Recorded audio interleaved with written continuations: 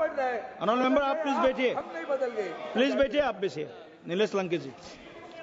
आदरणीय सभापती महोदय, आज आपण जो वक्फ बोर्ड संबंधित विधेयक सादर करत आहोत त्यावर बोलण्यासाठी मी उभा आहे। सरकार म्हणते की या मागचा हेतू सशक्तीकरणाचा आहे, पण यामागे काही गंभीर आणि चिंताजनक मुद्दे यामध्ये आढळत आहे। हे विधेयक पाहिल्यानंतर असे वाटते की वक्फ बोर्डाच्या मालमत्तावर नियंत्रण मिळवण्याचा प्रयत्न सुरू आहे की काय। सशक्तीकरणाच्या नावाखाली संस्थेला कमजोर करण्याचा धोका या ठिकाणी दिसतोय। सभापती महोदय, आपण सत्तेत आलो तेव्हा छत्रपती शिवराय महाराजांचे नाव घेतले, पण सत्ता मिळाल्यानंतर त्यांच्या विचारांना सोडून चाललो आहोत, हे दुर्दैव आहे।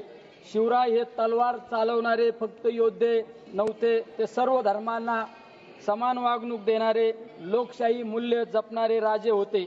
त्यांनी समाज, धर्म, पंथ, जात, भाषा न पाहता सगळ्यांना सोबत घेतलं। त्यांनी माणूस पाहिला आणि माणुसकीला जागवला। म्हणून मला आठवती ही लहानशी कविता, शिवरायांचा विचार, सर्व धर्मांना मान दिला, प्रत्येकाला सन्मान दिला, सर्व धर्मांना मान दिला, प्रत्येकाला सन्मान दिला, जातीपातीचा नको भेद, साऱ्यांना दिला एकच वेद, जातीपातीचा नको भेद, साऱ्यांना दिला एकच वेद, न्याय करूया धैर्य अपार, असाच होता शिवरायांचा विचार, न्याय करूया धैर्य अपार, असाच होता शिवरायांचा विचार। सभापती महोदय, या विधेयकात असं म्हटलं जातं की वक्फ बोर्ड सशक्त करायचा आहे, पण प्रत्यक्षात त्यांचे अधिकार सरकारकडे हस्तांतरित होत आहे।